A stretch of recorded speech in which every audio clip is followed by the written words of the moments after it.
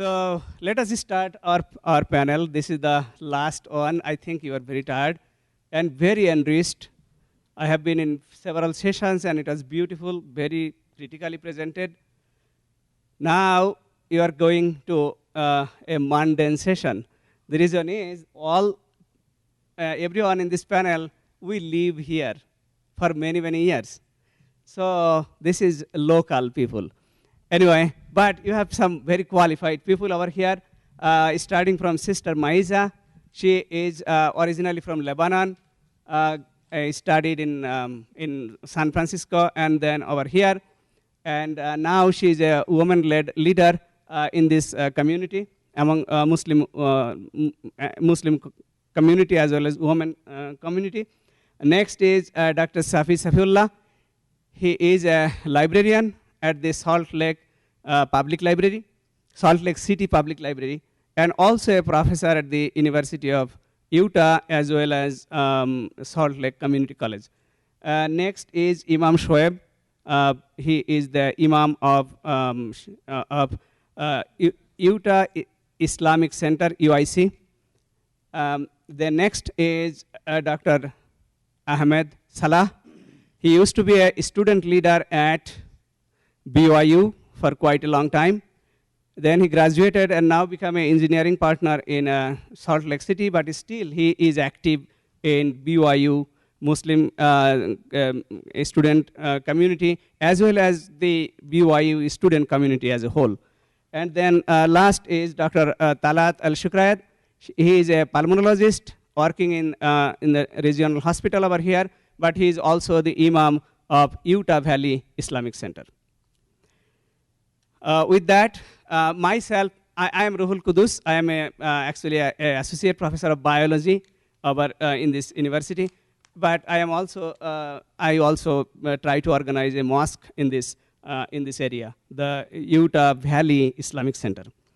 Thank you for giving us this opportunity to tell our experience living in a predominantly more people of Mormon faith. So what is our experience? That is the theme of this session. So let me start with reading two verses from the Quran. It is close translation. Number one is, O mankind, be conscious of your sustainer, who has created out of a single living entity, and out of it created its mate, and out of the two spread abroad a multitude of men and women, and remain conscious of God, in whose name you demand your rights from one another, and of these ties of kinship. Verily, God is ever watchful over you. The second one, close translation, O mankind, behold, we have created you all out of a male and a female, and have made you into nations and tribes, so that you might come to know one another. Verily, the noblest of you in the sight of God is the one who is most deeply conscious of him. Behold, God is all-knowing, all-aware. Actually, these verses actually tell us that we was born from an entity, a single entity, long time ago, that was not even human. It was a unisexual being. And then over the terms of evolution, a female and male was created from a single entity. And from that, life have evolved. And the second one is telling that then come a single pair of male and female. Now, theologians as well as scientists look for this, what is called mitochondrial Eve, that no matter whether we believe it or not, we come from a single pair of human being. It is now even proved by science. So we are brothers and sisters, whether you accept it or not. So we have to find common ground to live together in peace and harmony, honoring each other. So I really greatly thankful to whoever the people, especially Boyd Peterson and others who organized this wonderful conference on this theme. Without any further ado, let me start this thing. Now, I have decided that we will divide our session into two parts. First, about half an hour, I will ask a specific question to this panel, and then another about 20 minutes, we'll talk about, we'll give this panel to you. You can ask whatever question you want to ask. So let me ask this question. The question number one is, for each of the member, I'm going to ask. The title of this panel discussion is Muslim in Utah. As a long-time Muslim resident in Utah, please briefly describe your personal experience with reference to the population of this state. So who want to start? Maybe Sister Maisa? Good afternoon. Is it on? No. Okay. Well, I've been living here now 19 years in Salt Lake, and closer than this, okay. For 19 years, and I've been teaching math at Salt Lake Community for the last 4 years, and I've never felt being different in front of the class. They've treated me like a professor and even maybe closer, more of a friend. I volunteer at my kids' school, and the kids accept me, and the parents accept me, and the teacher is wonderful. My neighbors, I think I live in an exceptional ward. I don't think it exists anywhere else. I don't know. Maybe it's true. There's many, many good Mormons with many good wards and many neighborhoods, but mine is very inclusive.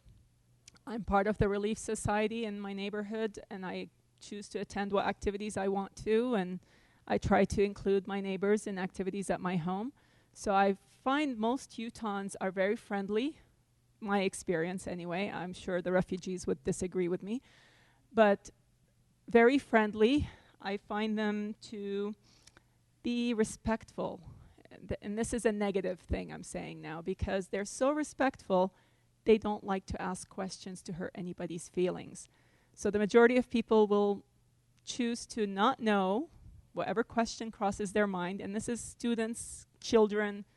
I also run the Islamic Speakers Bureau, so we go into schools giving presentations, and yes, children do tend to ask those funny questions like, do you sleep with your scarf on, or many, many, many funny questions.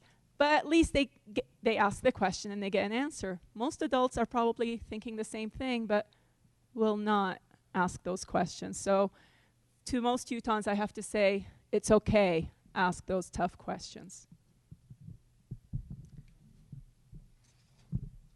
Thank you for giving me this opportunity today, and especially thanks to Dr. Brian Birch and Boyd Peterson and other organizers. I have been living in Salt Lake City since December 1985. So I'm really an ancient man in Salt Lake City anyway. My experience started actually teaching at the LDS Institute of Religion at the University of Utah. So this is a seminary, big seminary we have at the University of Utah. And actually I taught there more than 5 years in one of the class called World Religion. And I was invited by Dr. Gil Sharp, one of my very good friend. So basically when I used to teach there, the questions I always received from my students is about to understand the 5 pillars, the basic fundamentals of Islam. I mean, having faith in one God and praying 5 times, fasting in the month of Ramadan, and giving zakah, the charity, and also going for a Hajj once a year. The important questions I heard again from the female student about the life of Muhammad. the life of Muhammad, and they wanted to know specifically about his personal life and about his wives. So one of the things when I clarified with the students that Muhammad had only one wife at the beginning, the Khadija, the mosque we have now in Salt Lake City, that was given on her name, the Khadija Islamic Center. Muhammad did not take second wife until her death, after her death.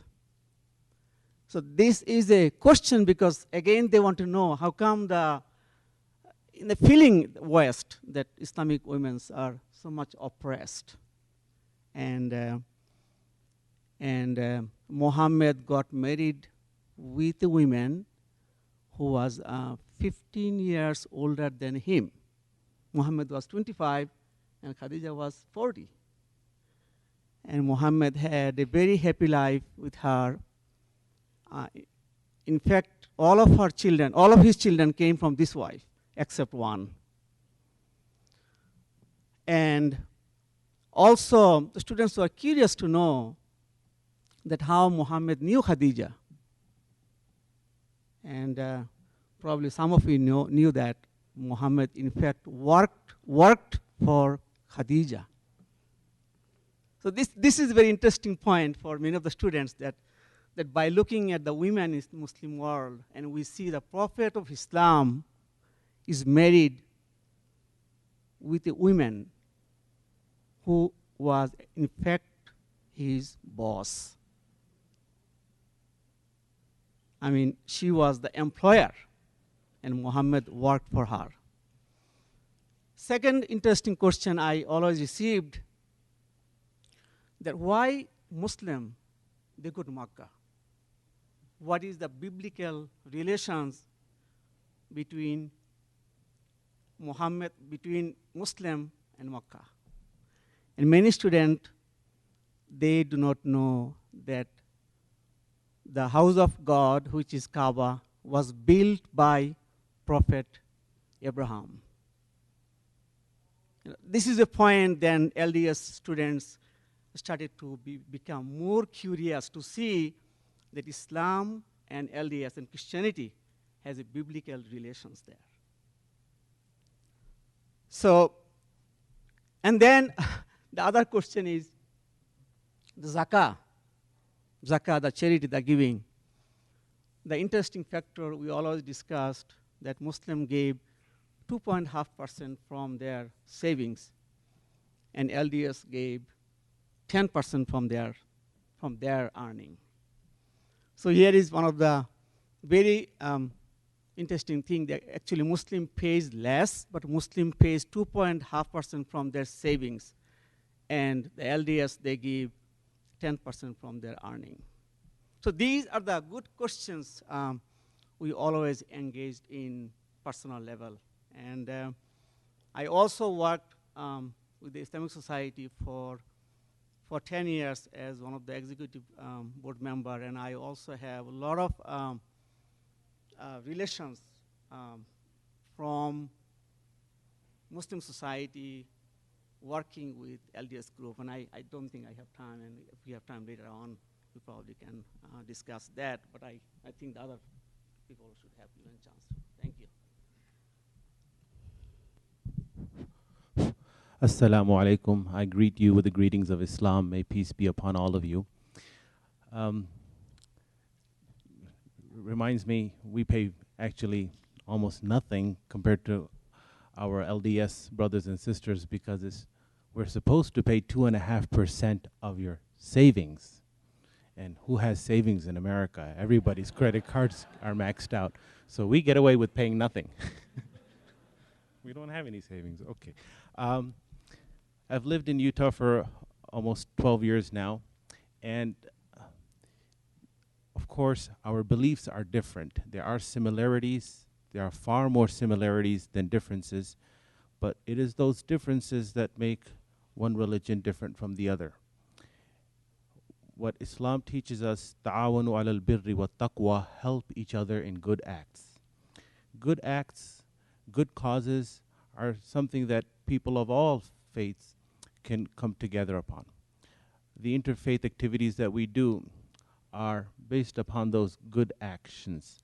We focus less on understanding each other's theology and the dogmas. We focus more on the good deeds, how we can better society. I remember one project that we did in an interfaith activity where we had one church, one synagogue, and our mosque together, the three places of worship. We made food. Sandwiches, simple peanut butter and jelly sandwiches, and different food items. And then we were given addresses of homebound senior citizens who, for one reason or the other, could not leave their homes. And we were given their addresses. What we did is we had one Jewish child, one Muslim child, and one Christian child, youth, in a car with one adult driver from either of these three faiths, drive to these homebound senior citizens and deliver food to them. So we did bowling. We did a lot of good things together. So yes, it's good to understand our beliefs, the similarities, and there are the biggest similarity we have, Islam with Christianity, is that we believe in the virgin birth of Jesus. When Angel Gabriel came to Mary and announced to her that she was going to have a son, her response was, "Anna yakunu li ghulam walam yamsasni bashar." How can I have a son when no man has touched me? And Gabriel's response was that this is the will of God, and this is what will come to pass, and this is not a matter that is beyond God's power. So yes, I feel that a great many people in the world, non-Muslims, they are yet not aware that we also believe in the virgin birth of Jesus and the miracles that are mentioned in the Quran about Jesus, curing those who were born blind, curing those who had leprosy, ubrihul akmaha wal abras, bringing the dead back to life. These miracles of Jesus are mentioned in the Quran. So yes, we have similarities and we have differences. We don't believe in Jesus as the Son of God. We don't believe that he was crucified. Those are our two major differences. If you take out these two differences, there's practically no difference between Islam and Christianity. But again, I always emphasize the good acts, the good deeds to better ourselves and to better society at large. Yes, thank you. Bismillahirrahmanirrahim. Can you guys hear me? All right. Before I tell you my quick story here, let me just warn you that I'm not a theologist and I don't do research in Abrahamic religions. I'm just a civil engineer here that I'll try to tell you my experience, on the ground experience. So, because we were talking, Atalat and I, before the discussion here, that we're not doing this research, so we'll just give our personal experiences. So bear with us here for a second. Let me take you about 7,000 miles away, go back to Egypt, where I'm originally from. And of course, I was looking for a graduate school, and when I got accepted to BYU to come here to do my PhD, I was overexcited, and I have one of my Eastern Christian friend tell me, "So where did you get accepted?" I said, BYU, Brigham, and of course I had some terrible time trying to pronounce Brigham at the beginning, and he said, "Oh, you're going to Brigham Young?" I said, "Yeah, what's wrong with that?" He said, "So you're going to the Mormons?" Okay, I don't know. And of course, the discussion, without going into further detail here, the discussion that he had a perception, again, the stereotypes, not even from the LDS culture here, or religion, but more of the FLDS, or even beyond that. And the first time I went back to Egypt and we met, I said, "How are you doing with the Mormons?" I said, I took your knowledge, and now I come back. There's a very distinct differences, and they do drive cars there. They don't drive horses like you told me. So this is like my personal experience here.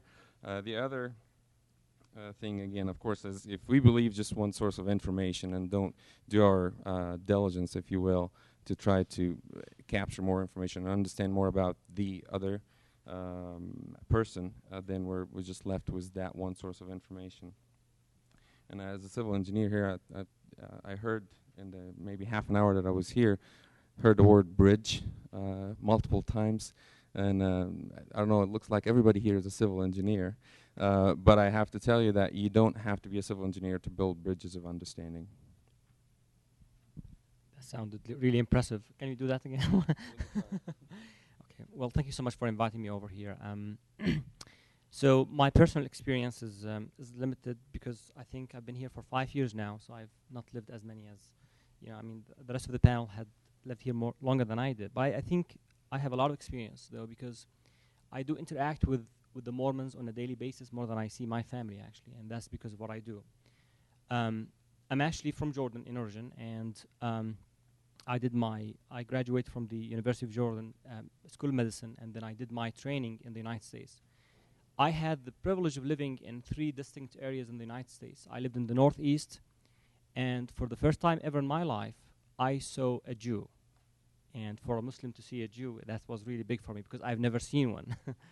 And I did my residency in a Yale affiliate program, and all my mentors, most of the staff there were actually Jews. And it's kind of interesting. I really felt different at the beginning. I did not feel comfortable at all, As time went by, and over the last 10 years since I've actually been to Norwalk, I still carry the most respect ever in my life to those Jew physicians that I've actually met. They were the nicest people ever. They were the people who actually taught me a lot, helped me in my career, and I can't say anything less than, they're just Muslim manners, but they're Jews. I mean, they're not like what I've always envisioned how Jews can be.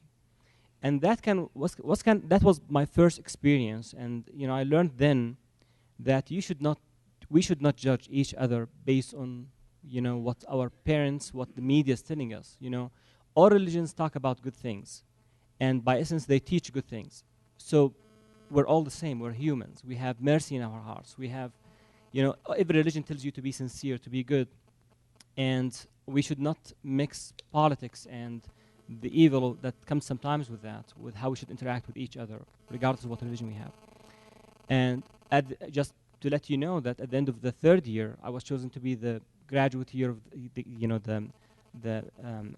I was given the outstanding graduate of the year at the end of my 3rd year, and I was the only Muslim in that batch. I went to Missouri, and I did not see any Mormons. There was not much of Jews. There was Christians, and in that community, though, Muslims were very well known. There was a mosque, small town. It's Columbia, Missouri, Columbia, and you did not feel that I did not feel that I'm different because there was a lot of Muslims.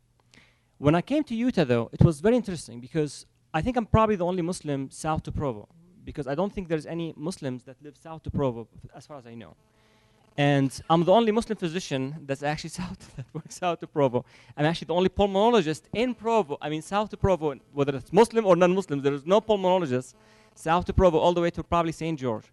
And it was a blessing for me, really, because when I started at the beginning, I think I was perceived as different, because they're not used to seeing Muslims. And I think it's different environment than Salt Lake or Provo or Orem cities, because they may have students. But south to Provo, talking about people from Price, from Richfield, from Gunnison, Spanish Fork, Salem, Payson, they don't know Muslims. What do Muslims believe in? And over the last 5 years, things changed a lot. I feel the most comfortable in Payson compared to anywhere else, so there's no Muslims there. Just talking about a personal experience, when lunch comes, the MAs, the nurses, they know they don't eat pork. So they make sure that there's pizza ordered that Dr. Al, and that's how they call me, because they can't pronounce my long name. They go with Al, though. That's what they've been calling me now. And so they make sure that there's no pork. They understand that I'll have to pray. When Ramadan comes, they know what Ramadan is about now. And I learned a lot about the Mormon religion over time. Dealing with them, as I may actually get to down in the session talk, about dealing with their end-of-life issues and so on. And I realized there's a lot of similarities. I think at the beginning it was that they were not just exposed to other religions. And so what's amazing about America is that you see the multicultural structure and seeing different religions and people from different cultures make us understand that Muslims are not bad, Jews are not bad, Mormons are not bad. Though the people in Missouri told me that you're going to the Mormons, nobody goes there. And that's why nobody wanted to become a pulmonologist in Payson for the last 16 years. Nobody picked up that job till I actually came. and I picked it up because it was a matter of my visa issues, and my visa issues gone, I'm still there. We actually have a home now, and I bought a home in Provo, and I still there, and I have no plans for moving in the near future. But that experience was really amazing, and I think it would touch my life for probably the rest of my life, because every day that I see patients coming to me and they talk about their church, and I understand they go to the temple, and we talk about this freely, and they understand that I understand what they're talking about. And as time went by, the patients who've been seeing me for quite some time, they understand that I fast, that I pray every day 5 times, that we do everything in our lives as Muslims, thinking of God every day in everything we do. And I think the most important difference is that I've never seen anybody as passionate toward their religions like the Mormons are, and the Muslims are the same. I always feel that we're the only passionate, Muslims are probably the only passionate people when it comes about their religion. I've never seen the Jews very passionate about at least the ones that I've seen. Muslims are always passionate, even if they're not strict, but the Mormons are the same. And I really love that, because that's what, if there is no ethics that dictate our life, we can become just animals. Because what's going to be the difference? All I care about is to make money. I don't care of how I make it. But the people that I work with, my patients, they care, because they want to be good in the temple, because they fear God. They believe in God. We may differ how we get to God. Whether Jesus is, I don't think that's the issue now. And the Quran talked about this, because the Quran is calling on all of us, I'm sure the verse has been mentioned in this session, is let's come to one common word, common thing between us. And that word is that we believe in God. It doesn't matter. We believe in the same God. We are. And we strive to please God. And that's what the Mormons do. And that's what the Muslims do. Doing that will mean that we're so merciful toward each other. We're so, we share the empathy, and we share a lot of good things. So my experience has been great. I don't know if that summarizes it, but. Thank you very much. You keep it.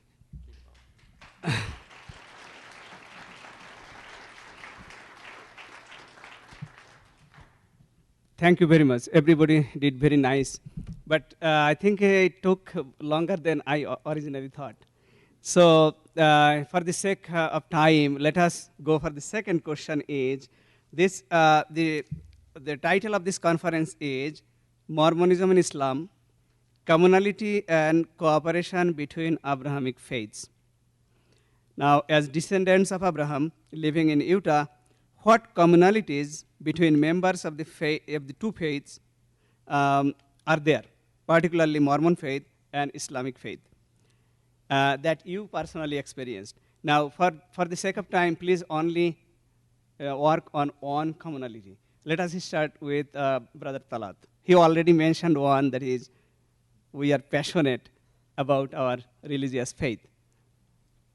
Okay, starting from this corner, going towards the other way. Thank you.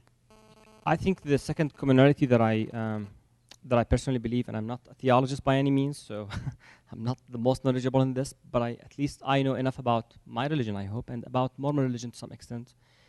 I think the Mormons, like the Muslims, they live this life thinking of the other life in everything they do. And that's what the Muslims do too. A Muslim, thinks in Islam, the way we dress, the way we raise our kids, how I actually deal with my neighbors, how actually I'm supposed to be hardworking in my job, honest, sincere, passionate, good to my colleagues, respect my seniors, be kind to my juniors, be kind to my parents, being a good father, a good son, a good daughter, as the family ties. These things are really big for Muslims, because we know that this life is a short life, and we work for the other life because we think that that's the eternal life. Mormons feel the same. And as I said before, the importance of this is that how we are, as how that changes as people when other people perceive us. I've never seen the Mormons, but pleasant, kind, honest, sincere, helpful, no matter whether you're Muslim, Mormon or not. I've never seen anybody, in the Mormon community, I've seen a lot of people doing a lot of voluntary work. They go to Africa, they go to different countries, and that really impressed me, because that's what Muslims are supposed to do, and some Muslims are, but I don't think we're actually as good as you guys are doing when it comes for that part, because you're thinking of a different goal. People who are bad in this life are bad because all what they think about is this life. Think about it this way. All I think about is how much of money I'm going to steal, because I think I'm going to live in this life forever. If you think of the other life, you would not be paying 10% of your income to the temple. You would not be paying 2.5% of the future savings when they come, like my brother Shai was saying. Or, that you should be honest, sincere, even if your earnings are small, but you want to make sure that you earn them, you did not steal them. That every penny that you're spending on your family we call it halal. Doesn't mean that's halal food that's been killed in a certain way. No, that means it's a money that God would accept for you to have. Not a money that belongs to another person. It's a money that you worked for. And everything you do in your life is done in that essence. And I think we share that. I really think so. I'll be brief here again. I'm sure some of you have heard the news today of the earthquake in Japan, and the tsunamis, and tsunamis like a harbor wave, like a big wave. The people learn there in Japan to do vertical evacuation, meaning just evacuate up, just go to a higher rise building and evacuate. The reason I brought this up is the similarity that I see here between Islam and Mormonism is we do the same thing when we see a danger coming in, or we have a problem in life.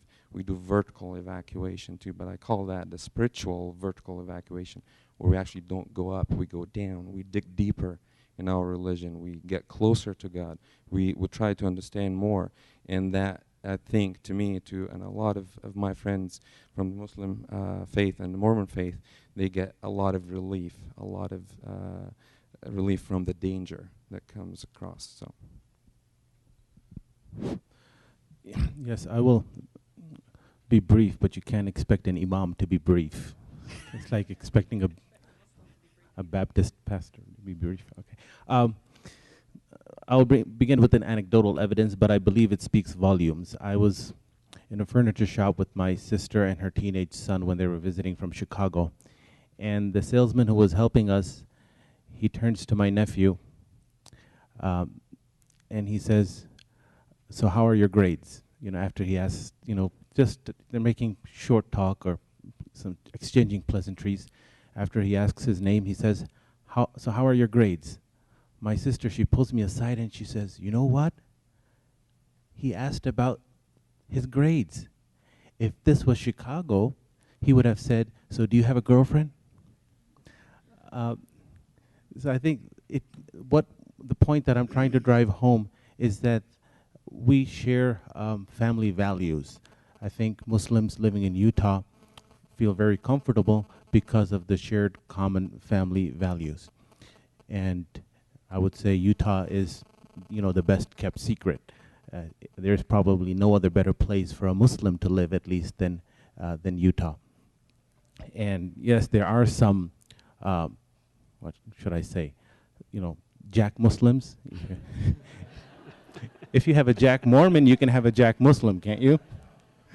Right. So putting, not talking about Jack Muslims or Jack Mormons, Muslims in general and LDS people in general, I think, share these common family values. I think many ways we are common, and I have been in this conference since yesterday, and we have talked a lot about how common we are, the LDS and Muslim people. I think I need to touch a little bit about the cooperation.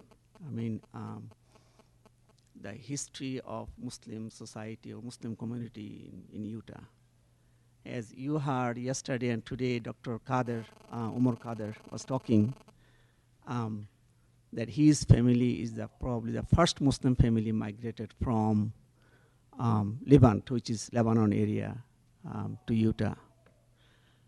That is late 50s, and late 60s, we have many students came to study at the USU and also University of Utah. And Mesa Kargai's father-in-law, Tarek Kargai, also came around 60s to study at the Utah State University. So relationship between LDS and Muslim since 1960 and to 1980 in Utah was very minimum. Because of the student community, they lived at the student housing, and it was only personal relationship. Muslim did not have any mosque. Therefore, Muslim students maintained sort of a academic life, and they rented a place in Sunnyside Avenue in Salt Lake City where they offered their Friday prayers. From 1980s to 1990s, the relationship between LDS Church and Islamic Society started to grow. In fact, Islamic Society of Greater Salt Lake City, they started to look for a place either to purchase a land or to buy a warehouse to establish their first mosque. And I remember clearly Mesa's father-in-law always wanted to buy a warehouse instead of buying a land. And there was individual cooperation and initiative from the Muslim community to find a warehouse from LDS Church, but not from the Islamic Society. And LDS Church at the beginning was willing to give a sort of an old church or whatever, even in $1. The Muslim community sort of shaking whether we should take that route or not. And later on, in 1994, the Muslim Society bought a piece of land at West Valley area. And from there, the cooperation started better. When the Khadija Masjid was built, and that time, one of the Muslim businessmen, Khosrow Simnani, came to the picture. And with that, the LDS Church and Islamic Society started to cooperate to each other. In fact, 2002, the time of the mosque, the opening day, a lot of LDS dignitaries came to visit the mosque. And after September 11, also the LDS officials and governors and Attorney General Mark Shurtleff also came to visit the mosque. So these are the cooperation we have been having since 1980s until nowadays. But one of the interesting cooperation you will be surprised to hear happened within the Muslim and LDS students community. In fact, 2005, at the University of Utah, in the ASUU election, which is Associated Students Union at the University of Utah, it was the first minority. In fact, that boy is an immigrant from India, became the first minority president at the ASUU. And that was in collaboration with the LDS Students Association at the University of Utah. So that is an amazing historical fact I wanted to share with you. So the Muslim, not only organization-wise, the student community-wise also cooperation started between LDS and Muslim community in the state of Utah, especially in Salt Lake City and in Orem and Provo area. Thank you. Well, Yeah, the question was communality. I Okay, know. thank you. Going last, they picked too many of the things I might have picked, but I'm going to pick neighbors.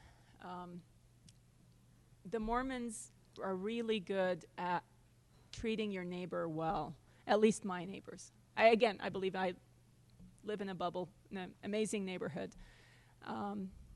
Bishop Newman, who is over 85 years old, takes out my garbage cans and brings them back in every week when the weather is good.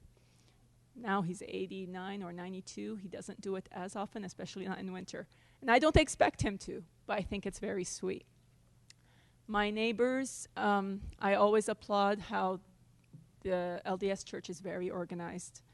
So taking care of sick people in the neighborhood, they arrange a schedule to feed whoever is sick, and things. And so I believe instead of reinventing the wheel, just, join in. And this is commonality. It's our job to feed our sick neighbors as well. So I'm like, sign me up. I want to be put on the list.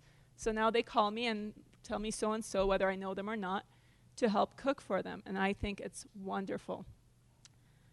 My neighbor across the street, they're not Mormon, but that's okay.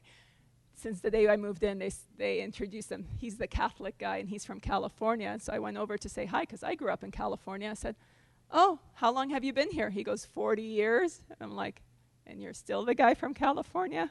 I have no hope to be accepted. But they will call me and say, oh, you left your car lights on. Or it's so nice to have neighbors who look after you, take care of you. And I love that about my neighbors. We're invited to the annual Christmas dinners, and we make an effort to go. But that spirit of neighborhood, and I don't know, it's part of my next speech. So hopefully there'll be time to say it. I almost want to not give up the mic because I'm afraid I won't get a chance. But I'll stick to my topic. I think the time is coming. So I think I should not continue to ask question. Oh, no. I think I should give the floor to the audience, because I don't know how long it will continue. We had some very good question, but I think you probably will ask the same question. So I think I'll go ahead and open the floor. Please ask your question. If nobody come out with a question, then I will go ahead and I'll ask for you guys. So please, where is the microphone? You have a hand up. Okay, the microphone is here. Okay, so Boyd more or less left this on me, and he probably left, so I will running around. Okay, good. Oh, I'd like to have Mesa finish telling us what she had to say, but also I have a question to go along with that. You mentioned something about maybe the immigrants were not having as positive an experience as you, and I'd like to hear a little more about that. Okay. Thank you. One of my hats is I work with the refugees in Utah, and I translate for Granite District and Salt Lake District for interpreting, which is amazing to me how much the district goes out of their way to make sure students get a proper education and that they can communicate with the parents. But trying to find them a house to rent, I don't have an accent. We make an appointment to see the apartment, we show up, and they just stare at us and say, it's already taken. And I'm like, I just talked to you. I have an appointment. So this is one of the things immigrants deal with. When I was trying to get a job 5 years ago, not that I cared to get a job, I'm not like financially needing a job, but I experienced for the first time what it meant to be different. And I went in for an interview. The guy before me had a good half an hour with the interview. The one before that was half an hour. I walked in, he looked at my resume and says, thank you. And I said, you have no questions for me? He said, no. I said, fine.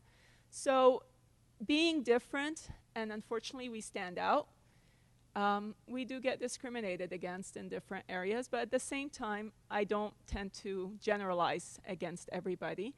There are many wonderful people, and it's not based on religion. And the same, I'd like others people to realize for Muslims, some are good, some are bad, and I always tell people we can't excommunicate our bad ones, so we're stuck with our bad apples, and we can't say they're wrong, or we can say they're wrong, but we can't say they're not Muslims. So that's one of the issues. My question that was previously given to me was, you are a Muslim woman, a mother, a wife, and a leader in the community. Could you please describe your experience with your Mormon counterparts? And I covered some of the points, but one of the few more I'd like to cover is I started to become a chaplain up at the UFU hospital. And I was the one who was prejudiced going in, because I kept insisting they won't want to see a Muslim because I wear my garb on the outside, so they'll automatically know I'm a Muslim and they will discriminate against me. But technically I was discriminating first, because I was implying or assuming they're going to discriminate against me. So I thought that was interesting from my perspective, that I was discriminating before being discriminated against.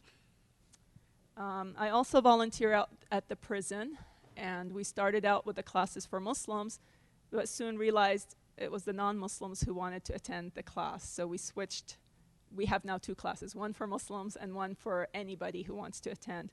And it's been a very interesting experience and positive. But I was also amazed how much the prison was willing to work with the Muslim inmates and help them. I won't say they got everything they wanted, and they really work slow. But if they wanted books or different things, and if we provided them, they made sure they got them. And we couldn't seem to get scarves for the women. They absolutely refused. So they can't do their prayers with scarves on, but maybe you guys can fight our battle for us. I don't know.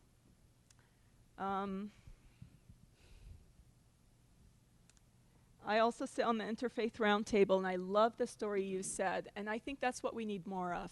We need more people doing things with other Muslims. And I joke because usually it's the same leaders doing interfaith activities with the same people.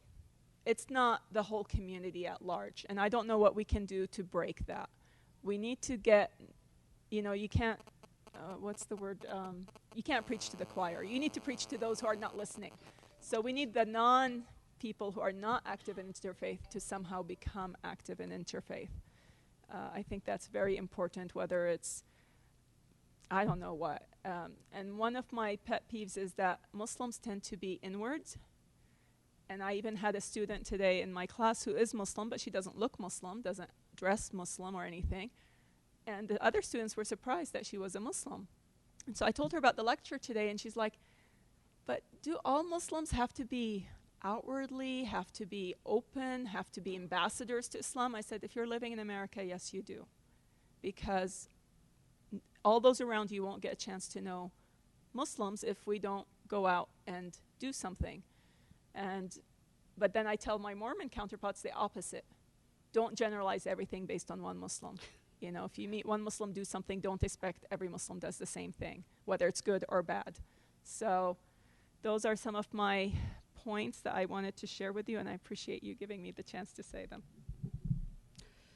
Do I see any question? Okay, there is. Earlier there was a question about some fears coming to the United States from, I think it was Jordan or other parts in the Middle East. I'm just curious, what are the fears so that we might, as a people, understand how to diffuse them or at least be aware of them?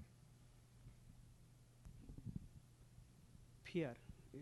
As you mentioned fear. Talat? Okay.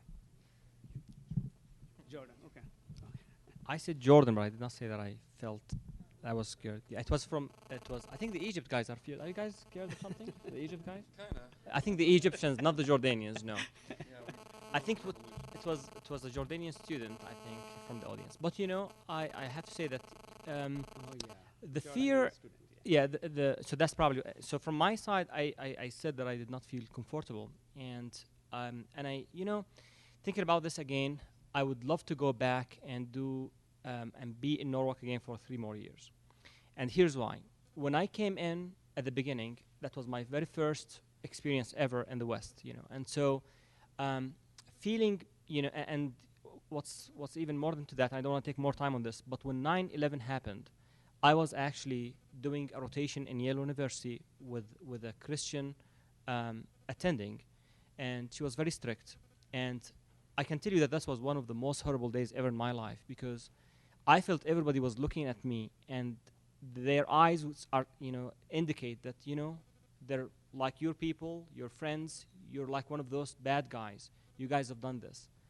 And I still remember how the media was showing kids playing and rejoicing in the West Bank.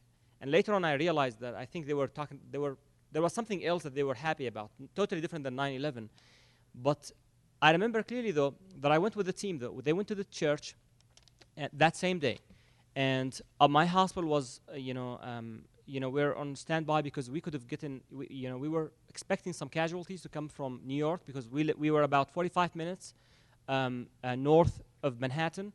And we did not get any victims or any casualties. But, I remember that we had a session, something like this, where all the residents were because it was, it was a catastrophe, and everybody was tearful, sharing their experiences. And I remember vividly that everybody wanted to hear what I would say about this. And I would love to go back and talk more, because now I know more about different things in life, and probably, the problem that Muslims fear sometimes when they come from Muslim countries, back to the question, is that they feel that they're shy about their religion, because they know that the international image of Muslims is that they're bad. You guys are bad people. You guys are terrorists. Islam is terrible. It's an anti-woman religion. Muslims have polygamy. The Prophet had many wives. You guys, your book, look at this. It's saying kill the Jews, kill the Christians to become a good Muslim, and they take things out of context. They do. I was actually, when I was preparing, just a few days ago, looking at the internet, some websites, that's what they're showing out. And so when Muslim students come from overseas, a lot of them, they have that. I know Muslim students who would feel shy praying, just praying in a public place, because I don't want people to be looking at me. And I'll have to admit, at the beginning, I was. The very first few months, I was shy at the beginning. But as time went by, I realized that I should not be. Because I'm very proud of my religion. As you guys are proud of Mormon religion, I'm sure you're proud of that. You can go anywhere and say, I am a Mormon. I'm not shy being a Mormon. I'm not an FLDS, but I'm proud of my religion because this was my religion. There's nothing that Muslims hide. And thank you. And so that's probably what happens to students. It's not a fear of being, that people will be prejudiced to you. I went in my career and I achieved everything that I could achieve. I've achieved things that other colleagues who were not Muslims could not achieve. In everything, I told you I was given an award. I'm sure there are Muslim students who are exceeding. I think if there is any country that actually is fair in the world, that would be the States. And I'll have to admit that the system is more fair than a lot of the other countries because it is fair. There is discrimination sometimes, and I think it's hidden. You will see it every now and then. When we moved here, my wife was going, when she goes to Walmart in Springfield, she feels that everybody's looking weird at her because she would show up, like Mesa was saying, and she did not feel comfortable. And so we moved after a year. We did not feel that we were going to probably live longer in Springfield. But now we've been here for 5 years. She's feeling very comfortable. And actually, every now and then, almost every week, somebody would approach her and say, "You look so beautiful. I love your dress. Where do you buy your clothes from?" And this is the most common that you would get. That's the most common comment that you would get. So, and I admit, and I think part of it is, we as Muslims don't, part of it is how the media is actually addressing Muslims. But I think that's true. There is some fear and sense of not feeling comfortable for Muslim students when they come to the States.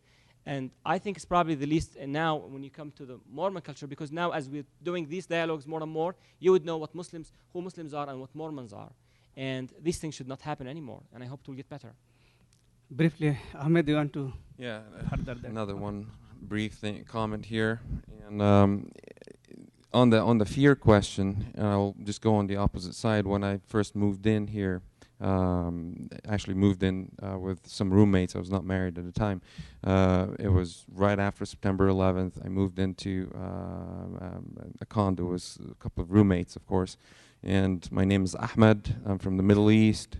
And so, no, not that one. So anyway, I just lived in with my roommates, and then a couple months later, we were actually camping out, and we're getting some s'mores, and somebody was playing guitar and all of this, and so a couple of my roommates came and talked. Well, we were sitting, and they said, we want to tell you something. And I said, sure, man, just tell me.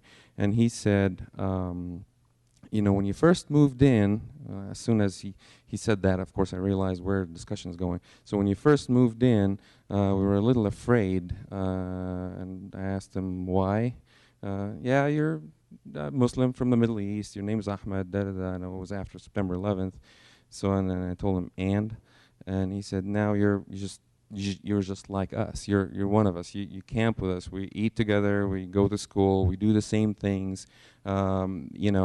So, and I told him exactly this is what it is. The one picture portrayed by the media is not as clear. So that fear, again, need to be crossed. And and I told him even one thing. You know what? One thing that we're even more similar in is fasting. If you count the total number of hours of fasting in a year, we're pretty much close. So that's another similarity here, and we're roommates or brothers and sisters in the same family. They're a little bit different, even though we're the same family. But I say we're similar in our differences, and we're different in our similarities. So I think at this time I will take I'll ask a question. The question is this. Okay, are the Muslims and Mormon communities cooperating on social, political, cultural, and economic issues in this valley, in this state, and in this country, and in the globe? And the second part is, do you think that members of these two faiths are in right course of interaction that will lead these communities to a better future? So I'll start this question with Imam Shoaib, and then I'll follow up with historian Dr. Safi. I think at the top of the pyramid, at the higher ups, there is talk. There is clear instructions, that there should be cooperation and understanding. One example is, when the Khadija Mosque was being built in West Valley, the LDS Church, they donated $25,000. And it's their policy to give $25,000 to, I heard they gave it to the Hindu temple also. So I'm assuming it was not only for us, but they give it to different religions when the need arises to build their religious structures. So there is that from at the top, but it doesn't trickle down. Sister Mesa's ward is exceptional, but I fear that there is that invisible barrier there somewhere, and that has to be somehow removed. Yes. I think I would remain with the first part, cooperation between Islamic Society and LDS Church in Salt Lake City. That started from 1994 with the LDS Relief Foundation, when the first time LDS Church agreed to pack meat. Muslims slaughter a lot of animals after the Hajj time, during the Eid al-Adha time. So those meat, when Islamic Society requested, LDS Church agreed to pack those meat and send them to many other poor Muslim countries. That was one of the cooperation started from 1994. And then we have a situation after September 11, while LDS Church gave a statement in favoring of the Muslim community. And then, as I discussed earlier, that probably 2005 is one of the highest period between Muslim society or Muslim community and the LDS Church in Salt Lake City, ranging from the ASUU election, and then also the Malihe free clinic that was established by Mr. Khosru Semnani in Salt Lake City downtown. And the day Malihe free clinic was established, Governor Huntsman and University of Utah President Michael Young and many other dignitaries came to visit Malihe clinic, and they offered also their help financially and otherwise. But Islamic Relief and LDS Relief Foundation has been organizing also different relief trip since 2005. And I don't know whether all of you know that 2005 LDS Church donated $20 million of goods to Indonesia after tsunami, and also later on Pakistan, and that was almost their 20% of their charities annual budget. So that was a heavy contribution from the LDS Church to the Muslim nations. And one of the biggest contribution the Utah LDS community did to Muslim community is that September 1, 2010, when Mr. Orrin Hatch supported the Ground Zero Mosque to be built in New York City. That was the heavy contribution from the LDS brothers to our community. Even though we know that we have differences with Mr. Romney, the Muslim community working with Mr. Romney, and we will work with Mr. Romney to reduce the differences, but we maintained in Utah good relations with Wallin Walker, the governor, previous governor, and then also we had very good relations with Governor Huntsman and present governor, Mr. Herbert, and I hope this cooperation and collaboration will continue. Thank you. Thank you very much. There will be one more question from the audience, if there is one. Oh, you have, okay, go ahead. Sorry. Okay. So they talked on the bigger scale. So what does that mean to you? How can you get whatever you want to call it, building bridges with Muslims? I recommend eating dinner together. If you have a Muslim neighbor, invite them. And I was really surprised when I first moved in. Some of my neighbors actually invited me for dinner, and then I felt the need to reciprocate. And it brought me out of my comfort zone, but it was wonderful. I was once on a panel discussion like this one, and I gave this suggestion, and to my fear, somebody from the audience walked up to me and invited me for dinner. And it really put fear in my heart and my family's heart. My husband's like, we're going to go to a total stranger's home that I have no clue who he is, where he's at. I'm like, it was my suggestion. We have to go. And it was an amazing experience. So not asking you to invite me for dinner. I'm just saying invite your neighbors and get to know them over good food. I happen to have disabilities. I'm almost over a head injury, and I know about being different. I like to become an entertainer. That's what I'm going to college for. I want to be the next Susan Boyle, so I can bring down the walls in the whole world and make a difference between nations of Muslim and LDS and everything. I'm different, I know that. I've come a long way. I'm almost over a head injury. And last semester, I got a 2.4 in college with a slight head injury.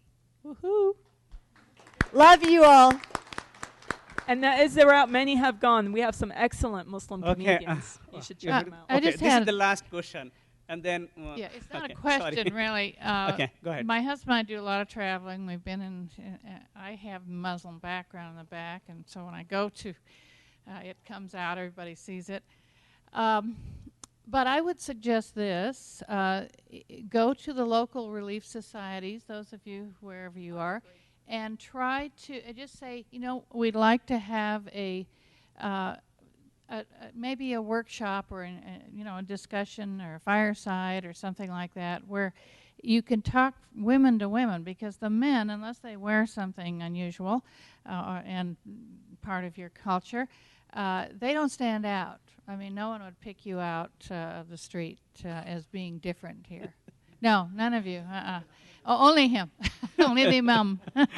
So that would be a good place to start. I agree, because I asked yesterday, I was at a Relief Society dinner, and they said, you know what, we don't tend to push because we don't want people to think we're converting them. So That's right. If you're not being invited, it's not because they don't want you there, it's because they don't want to seem like they're converting you. So if you want to be included, we need to take this step to go and ask You need to take the initiative. Be involved. Nobody's going to do that. And you need to do just like they did today and talk about the silly questions that the children have, because then that's kind of neutral. They'll laugh about it, but they have the same questions as you are. I know. Okay. Thank you very much for staying so late, almost 15 minutes over. Well, I really enjoy this, and I hope to see you, because I live in this valley. And so we hope to see you again. Thank you very much.